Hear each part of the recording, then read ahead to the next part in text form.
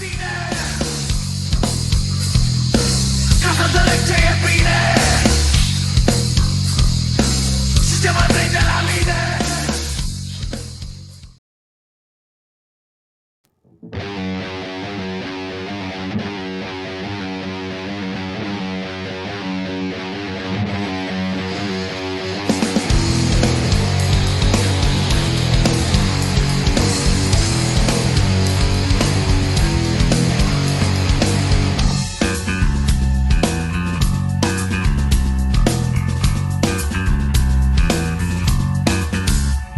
V-am ascultat când am fost la școală, toată vorba goală a trecut pe lângă mine și îmi pare bine că dacă vă ascultam și dacă vă credeam, ajungeam ca voi, ajungeam un cu noi. Stai acasă, anchetă, citește, învață lucruri inutile pe care să le faci ca să ieși în față în clasă. Să te laude profesorii, vrei să ajungi la ei? Ei îți sunt mentorii.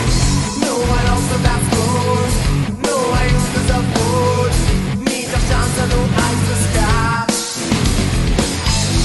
Ai rămas izolat,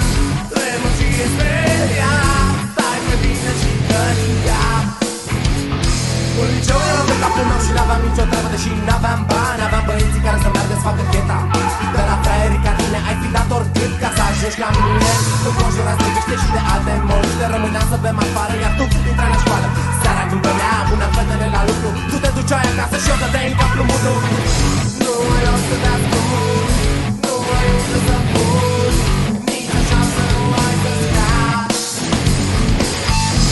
Ai rămas izolat, premucie speria, stai pe mine și dă-i drap. Eu nu sunt flyer ca tine,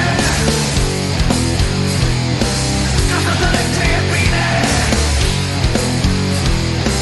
și ce mai prinde la mine, și ce mai prinde la mine.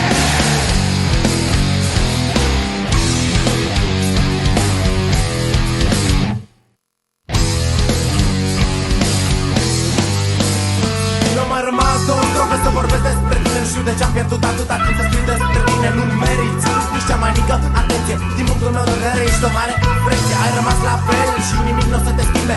Sâmbătă și duminică ești cu măta să te plimbe. Ești tu bine legat la ochi și de picioare, și tot așa vei fi și în viața următoare.